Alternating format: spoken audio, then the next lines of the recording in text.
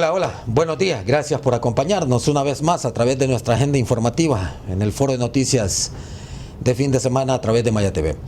Bueno, vamos a interactuar hoy, a compartir con él, con una de las personas más intelectuales del país y por qué no decirlo, pues una persona que sus opiniones están de acuerdo a la realidad. Yo sé que pues a veces no se llega a interpretar por parte de algunas personas tener la misma opinión, pero se trata de llegar a de tocar más o menos la realidad que está viviendo el país. Estamos hablando con el licenciado Carlos Urbizo Solís, a la personalidad que ya día no mirábamos. Me decían que ha estado casi prácticamente solo en Estados Unidos. Licenciado Urbizo, buenos días, ¿qué tal? Muy buenos días, muy bien, mucho gusto saludarlo y un saludo para toda su audiencia.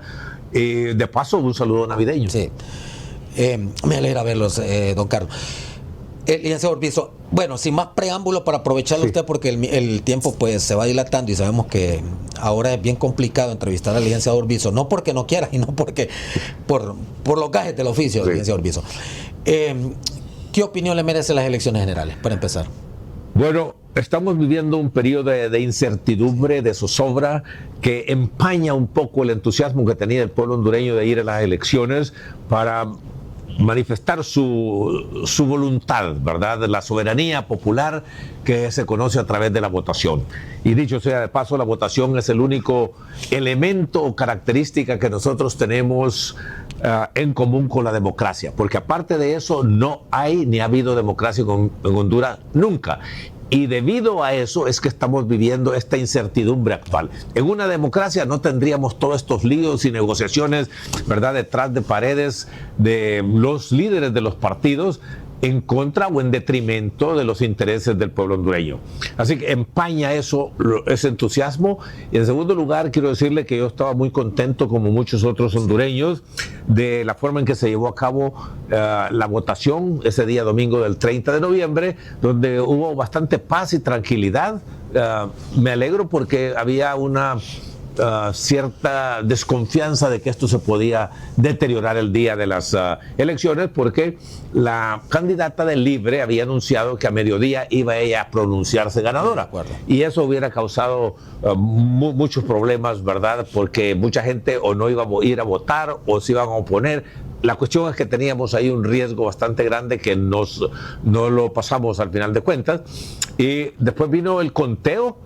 Y en el conteo sí hemos tenido muchos problemas, digo, algunos que tienen que ver con el sistema y otros que tienen que ver con la actitud de los magistrados del Consejo Nacional Electoral, al grado que hoy, que tenemos 18 días y todavía no conocemos quién es el ganador de esas elecciones. Ahora, las elecciones dejaron una práctica diferente en virtud, digo, de otras elecciones anteriores, porque creo que ha llevado un matiz totalmente, digo yo así, vamos a utilizar este término, licenciado Solís, atípicas, porque hasta la fecha hoy están contando el voto por voto. O sea, y creo que es primera vez en la experiencia que ha pasado esto en las elecciones generales. Sí, hay una polémica ahí en relación con el voto que tiene que contarse íntegramente, es decir, 19.167 urnas, que aparentemente no está contemplado en la ley, pero sí está contemplado de que puede ser por algunas urnas que verdaderamente se amerita, y algunas, ¿cuántas son? Eso no se ha definido. De las 19.167, escuché y recibí yo información, como la recibí muchas otras personas, de que podían haber unas 8.000 actas que podrían estar siendo cuestionadas y que habría que verificarse. Pero esta no es la primera vez que nosotros pasamos tanto tiempo sin saber quién es al que el pueblo ha elegido como su presidente. En el 2017 pasamos 3 semanas y pico sin conocerlo, a pesar de que el lunes, después del domingo de la votación, Matamoros Watson había dicho, porque yo lo escuché, una barbaridad. Dijo, ya sabemos quién ganó, solo faltan algunos detalles. Y esos detalles tomaron 3 semanas. Sí. Y en ese tiempo lo que se argumentó que era el voto rural, que estaba llegando y seguía llegando para poder fortalecer la posición. Así que en esa ocasión nos tomamos 3 semanas y ahorita ya casi estamos llegando a una situación bastante parecida en cuanto al tiempo que se ha tomado para conocer la voluntad del pueblo hondureño. Pero este voto por voto no se hizo en esa época. Pues no me acuerdo porque pasaron Sí, 3 semanas haciendo, cierto. a saber qué, ¿verdad? ¿Qué estaban haciendo en esas 3 semanas de puliendo detalles, que se iba la luz, que se regresaba, que contaban, que esto, que lo otro? La cuestión es que hubo un desorden y un descontento del pueblo hondureño, no solo porque se llevó tanto tiempo, sino porque había en el ambiente la opinión de muchísimas personas de que la reelección de Juan Orlando era ilegal, era inconstitucional, y continúa hablándose de esa forma, al grado de que Mel Zelaya no se ha propuesto para ser reelecto, porque él es uno de los que estaba en contra de ello, pero pues, está su esposa con su apoyo y estaba Rixi Moncada con su apoyo también. Sí. Licenciado Orbizo, ahora bien, usted mencionaba algo de la candidata de Libre, Rixi Moncada, que decía que a partir de las 12 se iba a declarar ganadora. ¿Qué ha pasado? O sea, ¿cuál fue el contexto que Libre hasta el momento? Bueno, ellos se han pronunciado, han hecho sus discursos, han hecho sus comentarios ahí, pero hasta el momento ¿está jugando el CNE al compás de Libre o en realidad está jugando a una democracia limpia? Mire, es bien difícil de poder juzgar esa situación. Tal vez algunos que estén muy cerca pueden tener una opinión mejor que la que pueda tener yo, que no estoy ahí. No estoy en Tegucigalpa, en primer lugar, y en segundo lugar, no estoy cerca del CNE. Pero el pueblo hondureño, ¿verdad?, ha sido tan golpeado a través de los tiempos que ahora desconfía hasta de su propia sombra, sí, ¿verdad? Y como dice un dicho ahí, el que se quema con la leche, hasta la cuajada sopla. Entonces, ese es un problema gravísimo que tenemos nosotros como un aspecto cultural de desconfianza. De acuerdo con las encuestas que yo estudio, y una de ellas prominente es Latino Barómetra, 86% de las personas no tienen confianza en los demás, aunque sea su familia. O sea que tenemos que vivir con esa cruz, ¿verdad?, andando, y eso da lugar a todo tipo de suspicacia. Habiendo dicho eso, si no desconfiamos del CNE, digamos, una suposición hipotética, pero tampoco confiamos en los que pueden estar negociando la situación a espaldas del pueblo hondureño, sí, porque toda negociación en Honduras de tipo político conlleva beneficios para los intereses personales y de grupo. Esta es una conclusión bien triste de llegar a ella, de que esta situación suceda en contra del pueblo hondureño y que los beneficiados sean muy pocos y son los que están cerca del poder. Imagine que el Congreso ya convocó a una sesión extraordinaria, ¿va? Sí, ¿lo hizo? Sí, lo hizo hoy. ¿Sí? Hoy No tenía conocimiento. Sí, en el hotel, se me escapa el nombre del hotel, en Tegucigalpa. No sé si es otra paralela, no sé, no, eso sí, porque no he visto el celular, pero sé que convocaron ahí. Y lo que le iba a decir es esto, porque se menciona el otro escenario, que sería pasarle el balón a la cancha del Congreso Nacional. Correcto. Ajá. Ahí tenemos que caminar esa línea de eventos que pueden ocurrir. Sí. Desconocía yo de que había habido una convocatoria. Y por lo que usted explica, sería de la mayoría de 70 diputados que se autoconvocaron y aprobaron de que el Congreso siguiera en funciones, la legislatura, hasta el 24 de enero, creo. Pero la paralela que usted menciona es porque existe también la comisión permanente que nombró el presidente del Congreso, Luis Redondo, y yo estoy sorprendido que no ha habido una discusión mayor sobre esta paralela. Todo se ha enfocado más en las elecciones, lo que ocurrió ahí, lo que está pasando en el CNE, y nos hemos olvidado de este poder del Estado que ahorita está en un conflicto bastante grande y no sabemos cómo se va a desenvolver. No conozco la convocatoria que usted dice a una sesión extraordinaria de parte del Congreso, que sería que fue aprobado por la mayoría de 70 diputados. ¿Y con qué propósito es eso? Porque todavía no hemos llegado al punto donde compete al Congreso Nacional de la República declarar quién ganó. Sí. Eso podría competirle en caso que lleguemos al 30 de diciembre y que en esa fecha el CNE no haya declarado quién es el ganador. Ajá, pero ¿qué va a pasar ahorita, licenciado? Si cuentan las actas, vaya, digamos, voto por voto.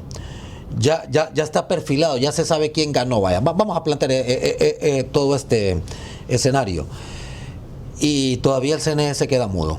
Bueno, tenemos que llegar al 30 de diciembre, definitivamente, esa es la fecha tope. Exacto. Si a esa fecha el CNE no se puede pronunciar por las razones que sean, porque no hay quórum, que ese es otro tema que nosotros no hemos profundizado en él debido a que esta es una situación, como dijo usted, atípica, no común, quiere decir eso, que vamos a llegar hasta el 30 de diciembre y entonces tiene que reunirse el pleno.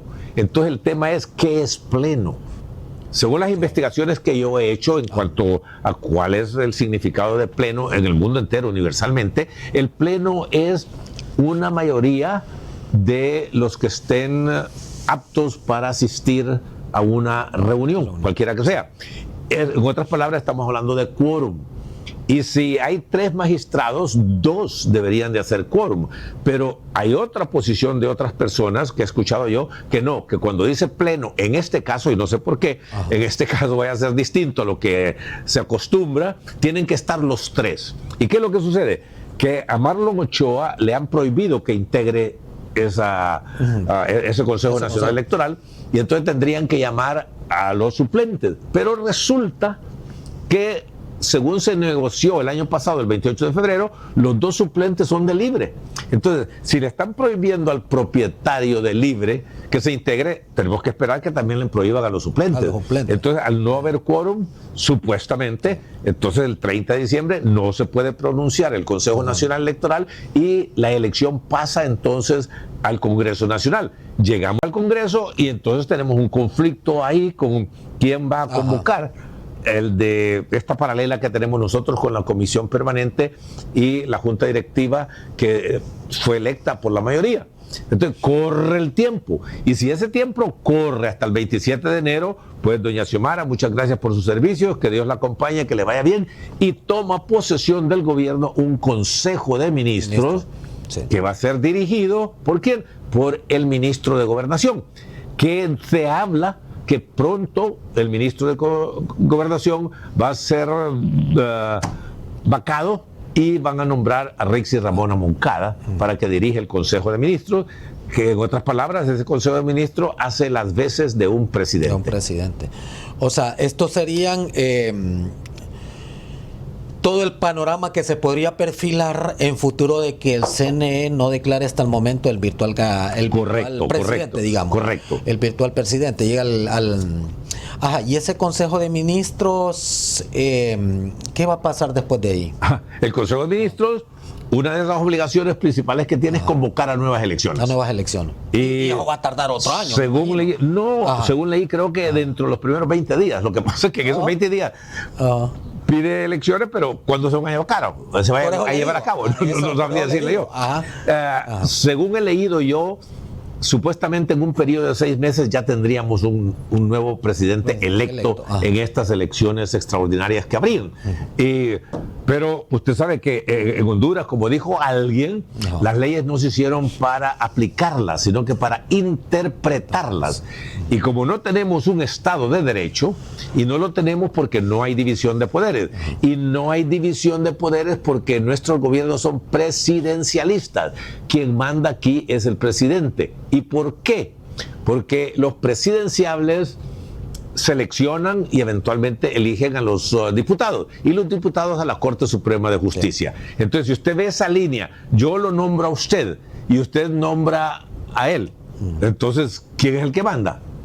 Yo, porque yo lo nombré a usted y usted va a hacer lo que yo le diga. Exacto. De manera que esos 128 señores que están ahí en el Congreso no representan al pueblo hondureño, representan a los dueños de movimientos que los colocaron en esa posición. Sí, porque no se haría con los nuevos legisladores que fueron electos ahorita, que en este caso ahí sí le va a ser difícil para Libre, porque como lleva mal el Partido Liberal, en todo caso. Bueno, pero el liberal y los nacionalistas. Pero lo que ocurre, Arlington, es que ahorita ninguno tiene mayoría de todas maneras.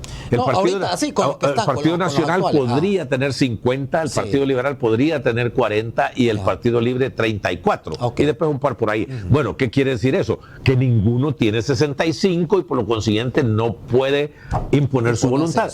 Y necesariamente tienen que ir a una negociación. por la presidencia del Congreso. ¿Y quiénes son los que van a ir a negociación?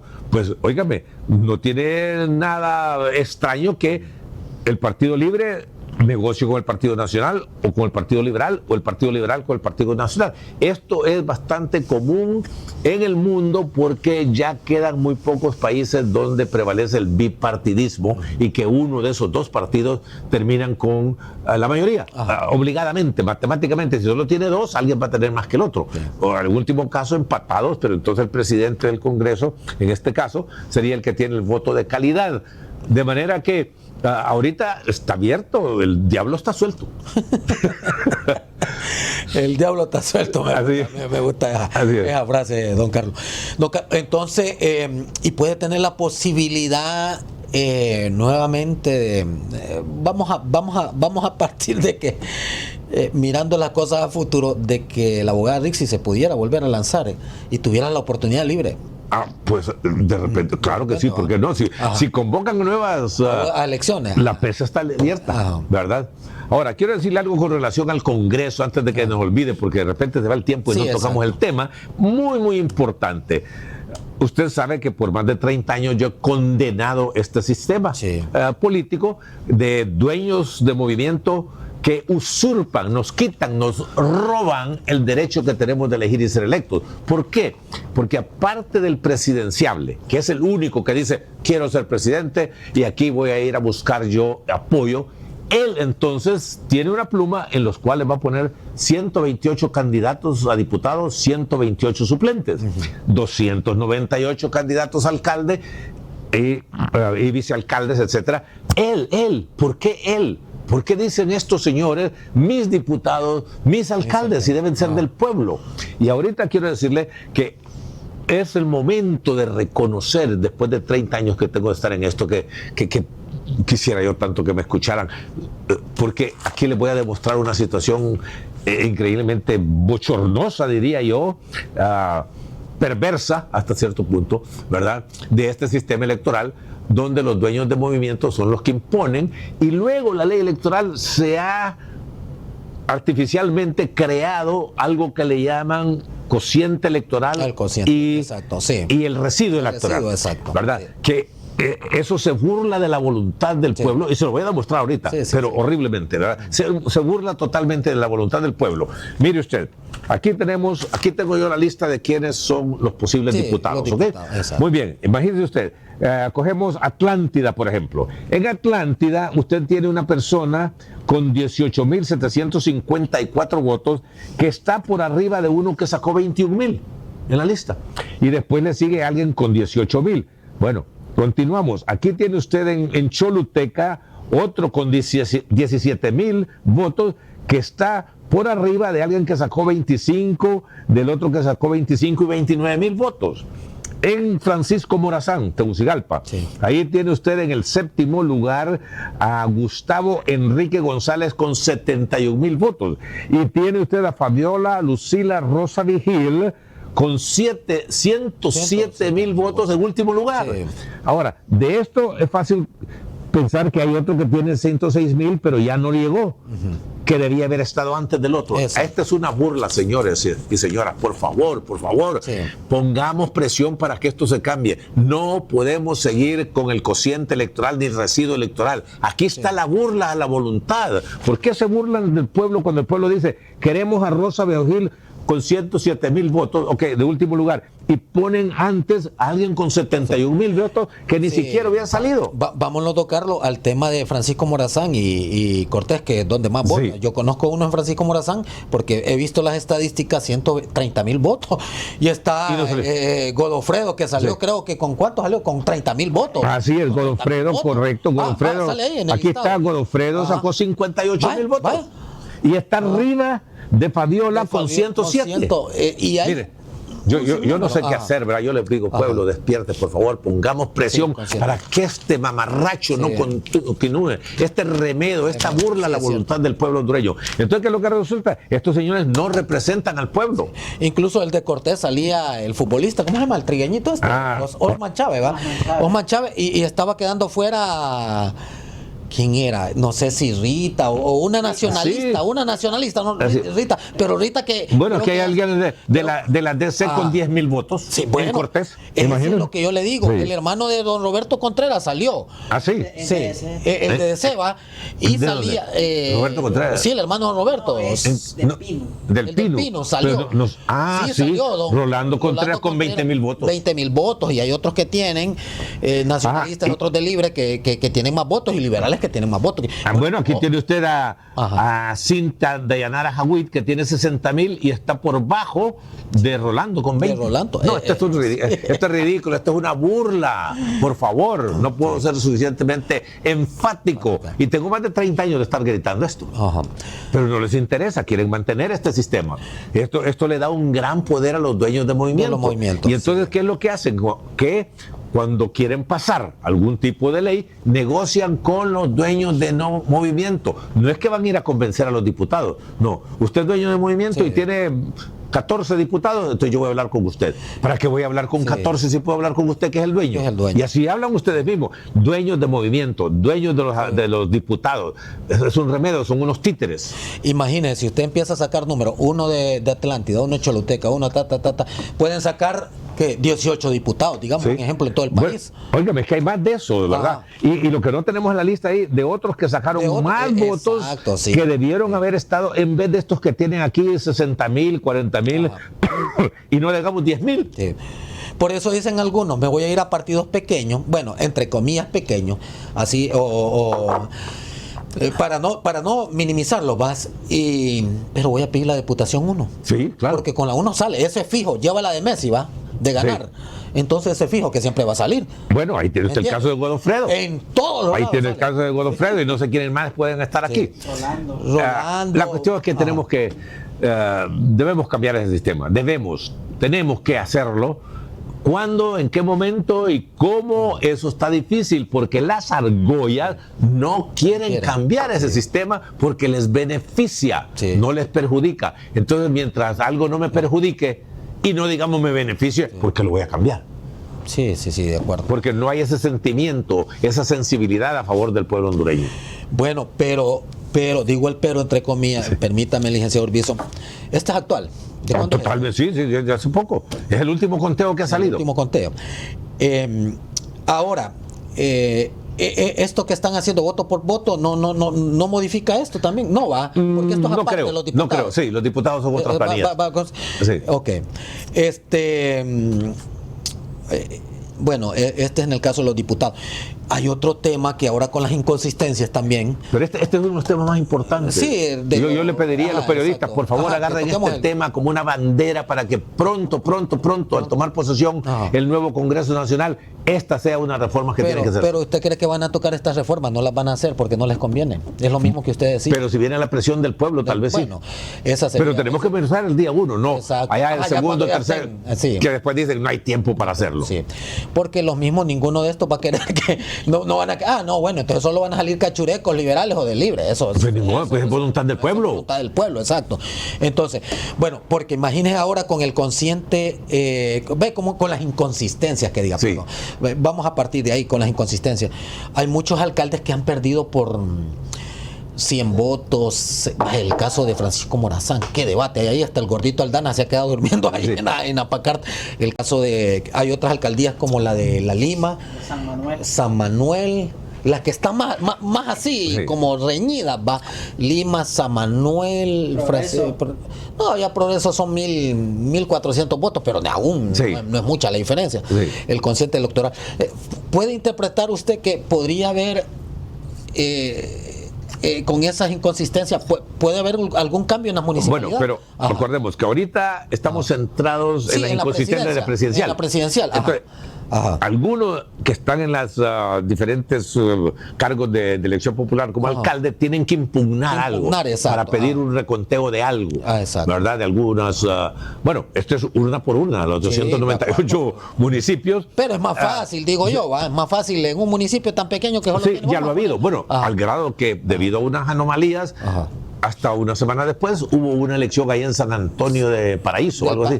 Ajá, exacto. Ok, hubo una elección nuevamente, totalmente nueva, ¿verdad? Y la que hubo en Pespire, la otra que hubo en Pespire también hace poco, ¿va? Muy bien, muy bien. Entonces, podría darse esa situación con los diferentes alcaldes.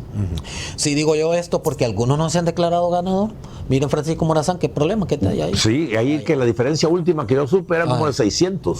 Por ahí anda, sí. Y Entonces, cuando está hablando usted de 100,000 votos o más, ahí sí amerita un recorteo. Sí, sí. Pero ni aún, porque imagínense que dicen, el tema de las inconsistencias, la gente dice, no, con las inconsistencias yo le doy vueltas al resultado, y tal vez las inconsistencias no van a favor del que perdió, sino que más bien le ayudan al que ganó. O pero sea, si es real, y es lo que debe ser, es que aquí tiene que privar la voluntad del pueblo, tiene que privar la verdad, y no negociaciones porque alguien diga esta acta es inválida. ¿Y por qué tiene esta inconsistencia? Bueno, ¿es reparable o no es reparable? ¿Verdad? Es inconsistencia que puede existir, y yo no sé las reglas para poder definir, en último caso, qué acta va a ser válida y cuál no. Ahí estamos en manos de la gente que está ahí. Afortunadamente, muchos de los observadores han permanecido en Honduras. Creo que la OEA es uno de ellos, y creo que también la misión de observadora de la Unión Europea está ahí, y ellos pues podrían ver qué maniobras se pueden estar haciendo, pero hay mucha habilidad en ese tipo de conteo, ¿verdad? Sí, de acuerdo, porque ahí están hablando de planchas por los dos lados. Dicen que van a contratar ahí a de dry clean para contratarlos, porque de parte es que la verdad que las redes sociales se inundan, ¿no? Ese orbizo, porque uno habla plancha el Nacional, plancha el Partido Liberal, pero no estamos habiendo, o sea, aquí creo yo, puedo interpretar hasta este momento de que Libre está consciente, digo yo, de como que perdió, digamos. Sí, eso, absolutamente. Eso es algo incontrovertible. 80% están allá ahorita peleando entre los dos que están en la cabeza, exacto, y 20% con Rixi Ramona Moncada, que definitivamente, pero ahí no hay pataleo. Pero, como sacaron 34 diputados, tienen una buena carta para jugar en el Congreso. Y entonces pueden decir, bueno, yo apoyo, pero a cambio de. Exacto. Y ahí es donde nosotros no sabemos. Ahí es donde comprometen los intereses del pueblo hondureño. Pero no cree usted. Vaya, ahorita salen los periódicos, dice, Libre está negociando la inmunidad. La inmunidad, sí. Ok, que no le vayan a hacer nada a ninguno de sus funcionarios principales. Bueno, eso es posible, eso es factible en una negociación. Aquí en Honduras. Sí. Pero ¿no le parece que el CNE también se está jugando el papel de Libre? Porque digo yo, no sé. No, es que en ese momento no, digo, ahorita Libre lo que tiene es una carta fuerte con 34 diputados. Entonces puede decir, ok, Macanudo, está bien, ahí ustedes dos vean cómo le hacen, Narrala y Tito Asfura, vean cómo le hacen para salir del juego. Ahora vamos al segundo poder del Estado. ¿Cuál es? El Congreso. El Congreso, sí. Entonces, vamos a ver. Entonces, presidente, ¿quién va a ser? Negociemos, porque ahí no hay una sola voluntad. Ahí tiene usted tres partidos fuertes, Partido Nacional con 50, que podría decir, yo tengo más que ustedes, entonces quiere decir que la presidencia la debo manejar yo. Sí, le va a decir Libre, pero sin mis votos no llegas ahí. Entonces voy a hablar a Liberal. Mira, yo debo ser presidente, sí, pero sin mis votos no lo puedes lograr. Y ya tenés la presidencia, de manera que lo que conviene es que la presidencia esté en otro partido para que haya un cierto equilibrio, porque cuando la presidencia del Congreso y la del partido y del Ejecutivo es igual, tiene usted una aplanadora. Si ya por sí no nos conviene, mucho menos cuando hay esos dos poderes de los tres en manos de un solo partido. Sí, de acuerdo. Y ahora bien, vamos a partir aquí. Si Nasrallah fuera el presidente de la República, ¿cree usted que él tendría la presidencia del Legislativo? Lo dudo muchísimo. Sí, porque el Partido Liberal tiene 40 diputados y ahí la negociación tiene una justificación mayor. Mira, tú ya tienes la presidencia de la República, no tienes mayoría aquí y yo tengo pluralidad, se llama, más que cualquier otro, así es que si no está de acuerdo, entonces el partido va a ir a negociar con Libre. Y los nacionalistas también tienen que ser la misma jugada. La misma cosa. Pero se debilita la negociación cuando uno de los partidos ya cogió la presidencia de la República. Pero libre no puede tener un presidente del Congreso. ¿Por qué no? No, porque tiene menos votos. No necesariamente, es negociado, es negociado, así es. Eso es, mire, pero yo quiero decir una cosa. Pero los liberales pueden negociar con los nacionalistas. También. Y no ocupan de libre. Eso es lo que sería, no ocupan de libre, eso es lo que sería lo ideal, porque entre los dos tendrían 90 votos de 128. Exacto. En vez de la mayoría. En vez de 84, ¿verdad? Exacto. Pero eso depende de los intereses que se jueguen. Ahora, es importante decir que esto no es nada desconocido en el mundo actual, como decía yo antes, en virtud de que quedan muy pocos países con bipartidismo, dos partidos, sí. ¿verdad? Lo que fueran en Estados Unidos, republicanos, demócratas, ¿verdad? Así que eso tenemos que tomar en cuenta de que en el mundo entero lo más común es que ya cuando se llega el momento del Congreso hay negociaciones. Sí. ¿La diferencia cuál es? Que en muchos de esos países hay un sentimiento de sensibilidad, de un sentimiento de responsabilidad y servicio al pueblo, y las negociaciones se hacen para favorecer al pueblo de alguna forma con diferentes programas de gobierno. Sí.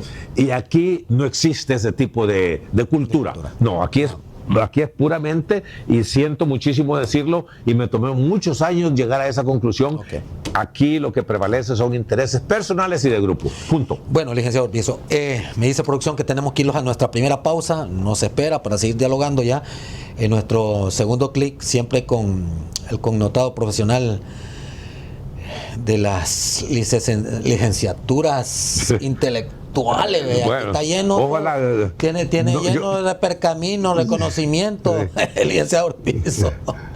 Y anduvo ahí. Después vamos a hablar, después de la pausa, esa no fue alianza, la que hizo con ¿cómo se llama? Con Salvador. Con Salvador. Sí, un pacto. Un pacto, se llama un pacto ahí, que se unió a la incorporación del partido de Salvador Narral. Bueno, después de la pausa vamos a seguir hablando con el licenciado Carlos Urbizo Solís. Pausa, ya regresamos.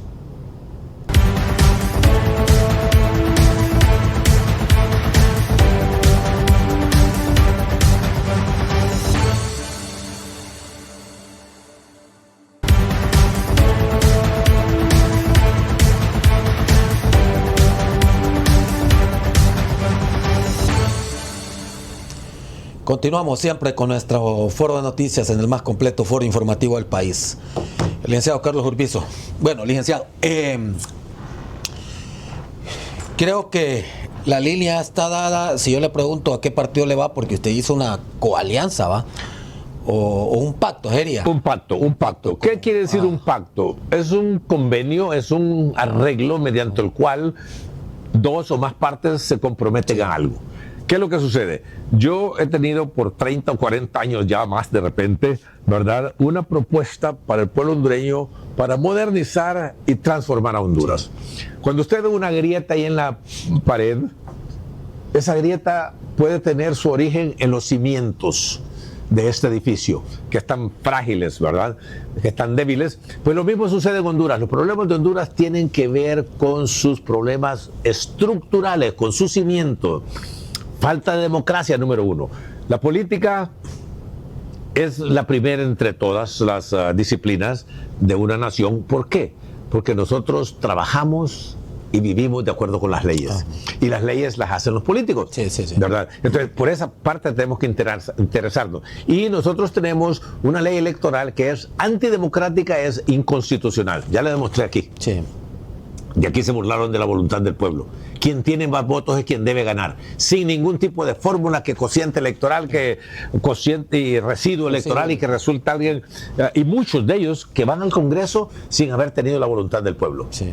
Pero tenemos este sistema presidencialista y por eso necesitamos una reforma liberal. Eso en primera instancia. Es el punto de arranque. Si no hacemos eso, lo demás que viene por chiripa va a salir bien, accidentalmente.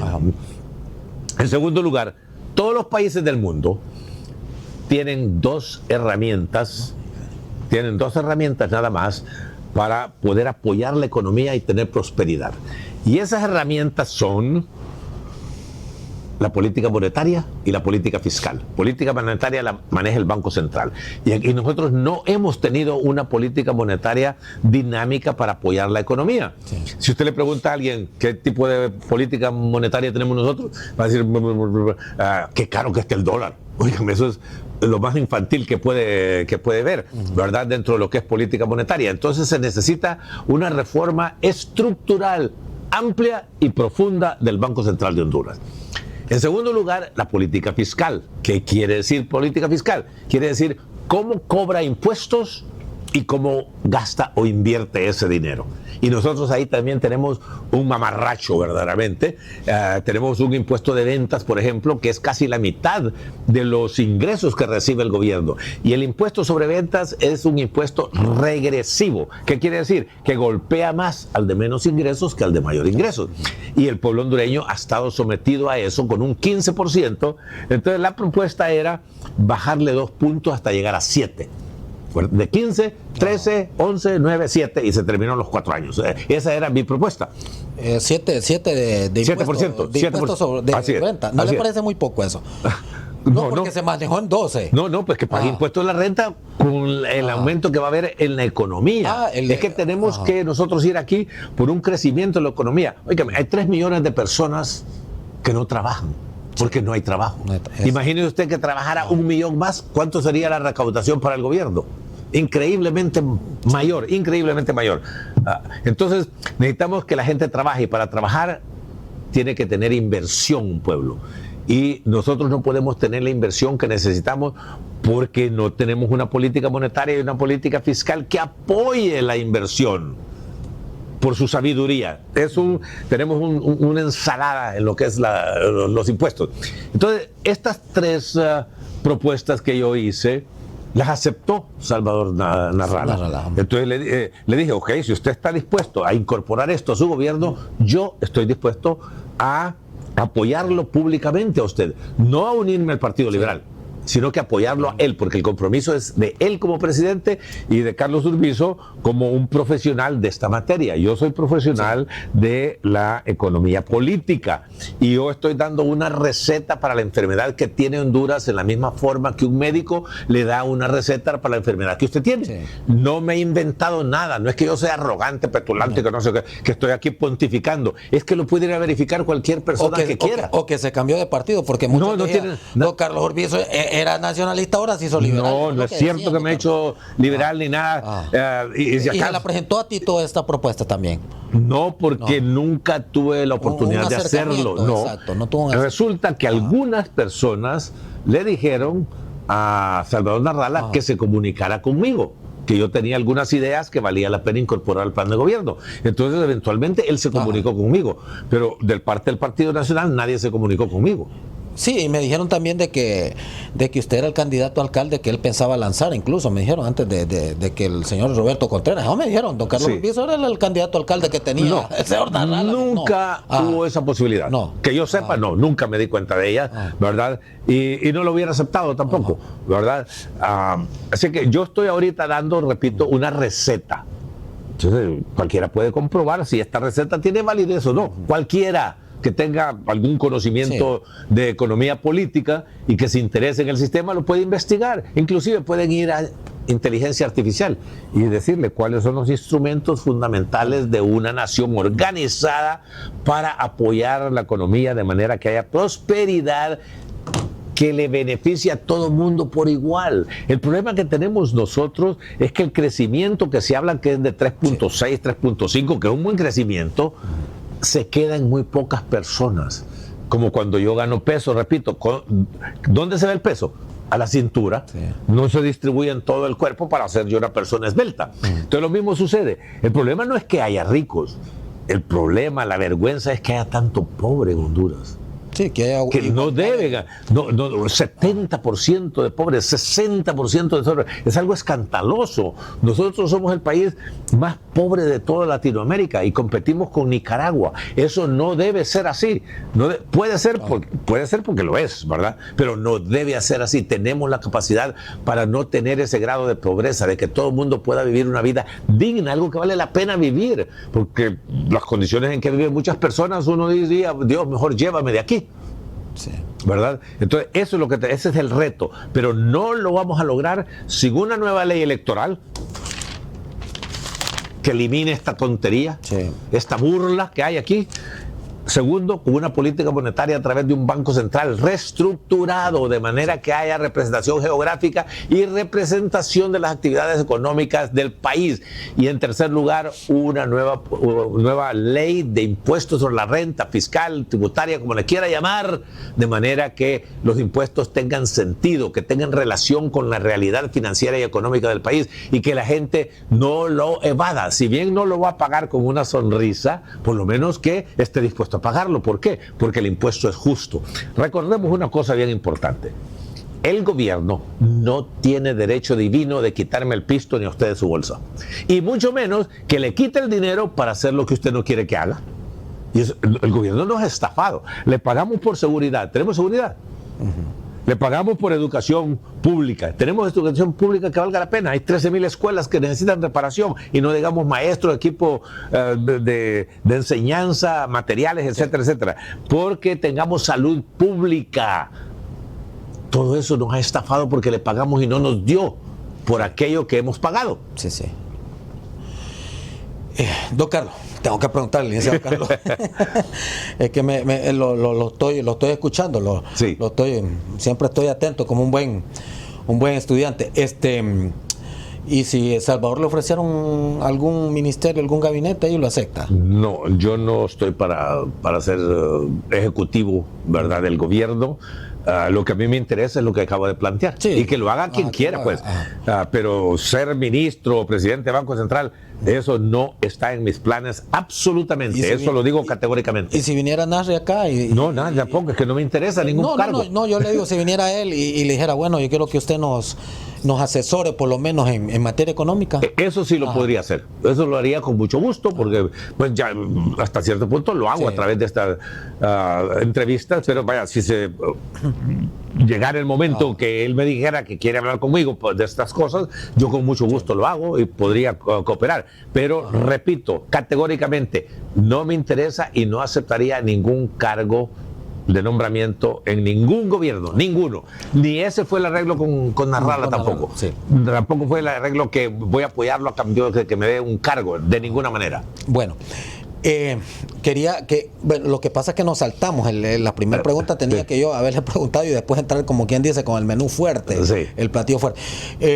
Tengo que preguntarle lo que pasó ayer en el estado, en el campo de Parada Marte, el nuevo jefe del Estado Mayor Conjunto. Bueno, aunque ya tenía que cambiarse.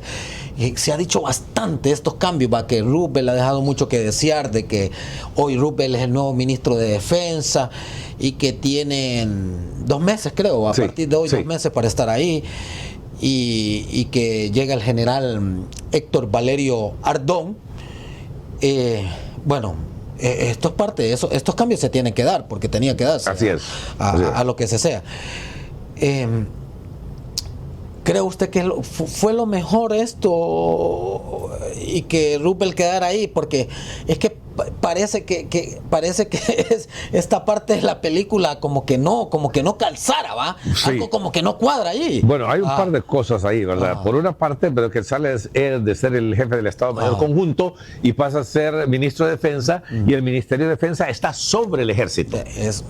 ¿Verdad? Porque en los tiempos del presidente Reina se cambió el orden jerárquico, ¿verdad? Y dijeron ahora se tiene que reportar, en vez de ser autónomas las Fuerzas Armadas, que por la fuerza que tiene, casi es autónoma, ¿verdad? Que tiene que reportar por lo menos al Ministerio de Defensa, al ministro de Defensa, y ese es Roosevelt, así que Roosevelt sigue de jefe, ¿verdad? Por lo menos jerárquicamente. En segundo lugar, se ha nombrado, a sorpresa de muchos nosotros, ¿verdad?, una persona que aparentemente no está relacionada muy de cerca con Mel Zelaya.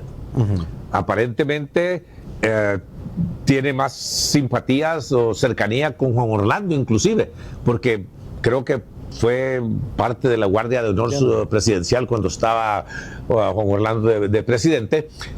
Así que hubiéramos esperado muchos, como se rumoraba, que algún pariente cercano o lejano de Mel Zelaya iba a terminar siendo jefe del Estado Mayor Conjunto, y no fue así. No fue así. Así que ahí le queda una tarea a la prensa, creo yo, a los periodistas, le queda una tarea de averiguar, ¿verdad?, qué es lo que está sucediendo en las Fuerzas Armadas y qué podríamos nosotros esperar. Sí, entonces, pero el papel que van a jugar las Fuerzas Armadas es fundamental también. Sí. Y hay otro detalle también importante que resaltar acá, que el papel de las Fuerzas Armadas en las elecciones generales, todo el mundo esperaba que las Fuerzas Armadas tenía un concepto diferente. Tuvieran una injerencia ahí. Correcto. Y jugó un papel neutral. Hasta Correcto. el momento hay que ser preciso, sí, y conciso con él. De jugó acuerdo. un papel neutral. Pero mire, el asunto es que la situación política en Honduras es sumamente frágil y depende de cierta discreción, diría yo, de parte de quien ejerce el poder, de no abusar del poder, cosa que es muy difícil. Si las Fuerzas Armadas no han hecho más, es porque han tenido algún freno ético o de alguna forma, ¿verdad?, que no han querido ejercer el poder que podían ejercer.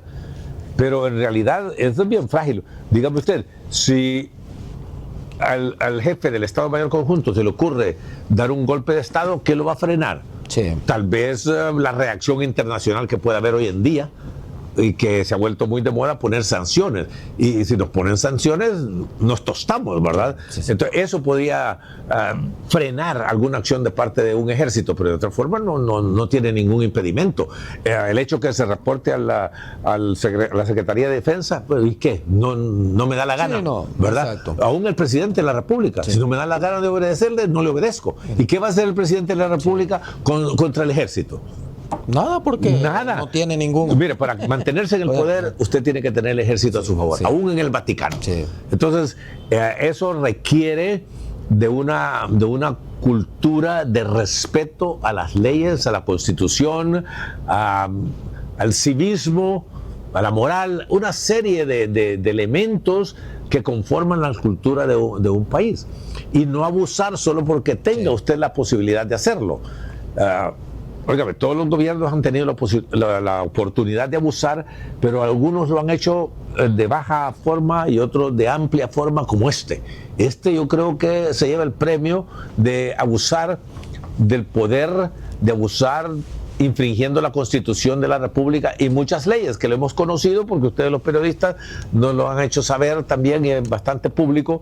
Y ahora con las redes sociales y el acceso que tiene todo mundo a poder manifestar lo que quiera, lo que desea, lo que conoce, etcétera, etcétera, nos damos cuenta de muchas cosas. Así que eso ya ocurrió, ¿verdad?, que hubo este abuso de poder, y el próximo que venga lo puede hacer igualmente, si quiere. ¿Quién lo va a frenar? Si no tenemos nosotros un Estado de Derecho. Es imposible, cuando usted no tenga división de poderes, pensar de que va a tener un Estado de Derecho. Es una contradicción. Democracia significa Estado de Derecho, y Estado de Derecho significa, en su forma más elemental, separación de poderes. ¿Usted cree que sería mucho pecar decir de que Libre o es que no le salieron las cosas, o en realidad no tuvo injerencia en las elecciones generales? Eso es muy difícil que lo podamos decir, Arlington, y yo no puedo creer de que ellos se hayan engañado solos. Yo estoy seguro que tenían muchas encuestas fidedignas que le decían: Rexy Moncada no va a pasar del 20%. Entonces, no sé cuál era la estrategia de ellos, a qué le estaban apostando, y porque no se ha terminado todo este capítulo, ¿verdad?, o el libro que tiene que ver con Libre, sí, sí. ¿verdad?, hasta el 27 de enero, es que hacemos estas locuraciones de que, bueno, el 30 de diciembre, debido a la manipulación e injerencia que pueda tener Libre a través de sus representantes, no hay declaratoria. Sí. bueno, se tira el Congreso Nacional, repito, y ahí también por injerencia del mismo Libre tampoco se hace, entonces llegamos al Consejo de Ministros, que es el último paso ya, ¿verdad? Así que no nos queda más que esperar qué es lo que va a suceder. Ahora bien, el decir esto yo no quiere decir desde luego que eso es lo que va a suceder, pero cualquier persona, lógicamente, que medio estudia este asunto, dice, estas son las etapas por las que podríamos pasar, como cuando usted esté enfermo, le dice el doctor, puede pasar esto, esto, esto y esto, y si sucede esto, esta va a ser la medicina, y si no te curas con eso, pues te voy a dar tal cosa. Estamos en la misma situación. Esta pregunta es muy fundamental. ¿Pudo haber hecho fraude Libre y pudo haber ganado?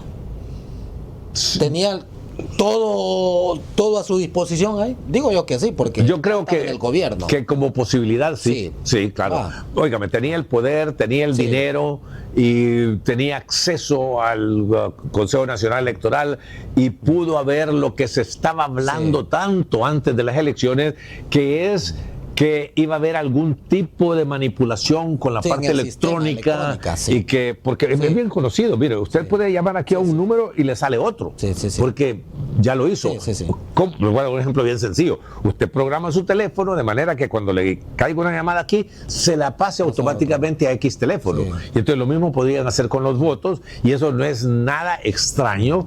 Y por eso en muchos países, en los Estados Unidos inclusive, se ha discutido con mucha responsabilidad y conocimiento que el voto electrónico es peligroso. Sí, porque se presta para muchas manipulaciones electrónicas, mientras que el voto de papelito, aquí está, pum, y cuénteme el voto. Fíjense, Orbizo, todo mundo en las encuestas, los nacionalistas tenían una, los liberales una, los de Libre una, pero la verdadera encuesta fue la que se dio en las urnas. Creo yo que el respaldarazo que le dio, o el mensaje que mandó, el mensaje que mandó el presidente Trump, le ayudó al Partido Nacional. Mire, eso no lo sabemos hasta que no haya una auditoría forense que vaya a encuestar a las personas y les pregunte ¿por qué? hasta qué punto usted iba a votar así y votó por otra persona por esto. Como que tuvo el cambio. Sí, hasta ahorita no he visto yo evidencia de que haya habido un impacto tan fuerte. Hubo dos acciones que ocurrieron. Una, la primera diciendo, yo prefiero que sea Narciat Fura. Algo sin precedentes en la historia. Sin precedentes. Ningún presidente de los Estados Unidos o de otro país de acuerdo, demócrata ha interferido en elecciones, y aquí en Honduras particularmente, diciendo yo quiero que sean Vidal Morales, yo quiero nada de eso ha sucedido. Primera vez. Porque el presidente Trump es Trump y él hace lo que él quiere. Ese es uno. Y agregarle lo de Juan Orlando. Entonces viene 2 días después y le da un indulto a Juan Orlando, y eso pudo haber eliminado la buena voluntad que podía haber de decir, vamos aquí a apoyar a Nasrallah, a Tito, porque esto está diciendo que Juan Orlando es igual al Partido Nacional y el Partido Nacional es Tito Asura. Entonces no sabemos, tal vez, como decía Maduro de allá de Venezuela, cero mata cero. ¿Verdad? Al final resultó ser algo neutral. Es posible, pero yo estoy aquí nada más por el análisis que hago, diciendo lo que digo como una posibilidad y probabilidad alta de que así haya sido. Pero mientras no haya algún tipo de auditoría o encuesta posterior para averiguar cómo votó cada quien y por qué votó, cómo votó, no lo vamos a conocer. Ahora, si muchos estaban esperando de que sí iba a haber apoyo de los Estados Unidos, ¿verdad?, para una victoria o una derrota de Libre. Esa era la misión específica, era derrotar a Libre. Pero el sábado viene una noticia de que Honduras queda por fuera de ese programa de reunificación de familias. Entonces, esa era una oportunidad para que la administración de Trump hubiera demostrado, miren, como derrotaron a Libre, que era lo que tenían que haber hecho, aquí les estoy mostrando a usted mi buena voluntad, y ese programa para Honduras continúa, ¿no? Quedamos por fuera. Aunque los papeles dicen, y las estadísticas también, que el Partido Nacional siempre en todas las votaciones ha sacado, ese ha sido el número, 1.200.000, 1.300.000. Entonces no se podría descartar de que, porque muchos hablan, que sí, ayudó bastante, que el voto duro fue para el Partido Nacional. ¿Le pareciera a usted que Salvador Nasrallah más bien fue el que le robó los votos a Libre? Bueno, no podría decirle eso yo, porque no tengo, pero si vemos los números, Y bueno que me ha dicho eso, porque tengo la oportunidad de decirle a la gente, el voto no fue tan masivo como hemos pensado. Eso no va a llevar a 4 millones de personas, que es el mismo porcentaje anterior. Sí. Quedaron 2 millones y medio de hondureños por fuera que hubieran hecho la diferencia contundente de quién podía ser el que el pueblo quería. Ahorita va a ganar uno, póngase por 50, 60, 70 mil votos, digamos, ¿ok? Pero si hubieran llegado estos 2 millones y medio, 1 millón y medio de ellos, tal vez quien hubiera ganado por 200,000 votos y no hubiera habido ningún cuestionamiento. Porque con una proporción tan alta de diferencia, no voy a alegar. Y por muchas auditorías que hagan y reconteos que hagan, escrutinios que hagan, es bien difícil revertir una diferencia de 200,000 o 300,000 votos. Pero no, va a resultar siendo 50, 60,000 votos, que es casi un empate técnico, y nos vamos a quedar ahí, que casi la mitad quería y la mitad no quería, y la mitad sí quería y la mitad no quería. Sí. ¿Verdad? Lamentablemente.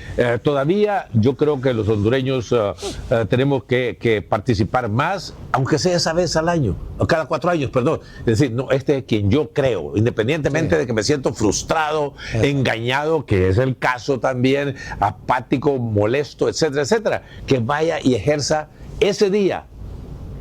La única característica que tenemos en común con la democracia es el voto, que ese día nos presentemos a hacerlo. No estoy de acuerdo que el voto sea obligatorio. ¿A cuenta de qué me va a obligar a votar? Sí. Lo que hay que hacer es estimular el voto, motivar a las personas que vayan a votar, que inculcar esa responsabilidad cívica y política de ir a votar. Bueno, licenciado Urbizo, me está diciendo que el producción que tenemos que irnos. Yo le agradezco, ya hemos llegado al final de nuestro foro de noticias. Vamos a poder dialogar en otras oportunidades con usted para ver cómo avanza. Hay que ver, esperar el 30 de noviembre. Así es. Diciembre. De diciembre, perdón, que diga diciembre. Para ver si recibimos el año nuevo con nuevo presidente. Correcto. Si no, correcto. Va a tener que cruzar los dedos uno allá a ver qué pasa, porque o creo que uno está más tenso que lo mismo. De repente, sí, porque ellos saben lo que están haciendo allá y nosotros no. Exacto, porque hay un refrán que dice que en la política no hay amigos ni enemigos permanentes, lo único que hay son alianzas estratégicas. Bueno, intereses, y eso es lo que va a suceder, ¿verdad? Allá en Tegucigalpa, ahí se están cociendo las habas, ¿verdad? Sí. Entonces, no, esperemos con calma. Miren, todo el pueblo hondureño quiere, yo diría todo el 98% del pueblo hondureño quiere paz, quiere tranquilidad, quiere que las cosas sucedan sin tanta zozobra, sin tanto sobresalto, por Dios, ¿verdad? Que no lo hemos tenido nunca. Siempre nos tienen involucrados en toda esta efervescencia que, además de ponerlo uno en un ánimo negativo, chocamos con muchas personas, con familias y amigos por diferencias de opinión en lo que ocurre, ¿verdad? Todos queremos paz, tranquilidad y que mejoremos cada vez, pero no lo hemos podido lograr y no lo vamos a lograr mientras no tengamos democracia, mientras no tengamos un banco central fuerte que pueda ejercer la política monetaria que ejerce un banco central y una ley de impuestos sobre la renta que sea justa, que sea realista y que tenga relación con esa realidad financiera y económica de la nación. Bueno, nos vamos. Señor Urbizo, muchísimas gracias. Éxito, igualmente. Dios los guarde y los bendiga. Los esperamos siempre para que se mantenga muy bien informado a través de nuestro Foro de Noticias. Hasta pronto.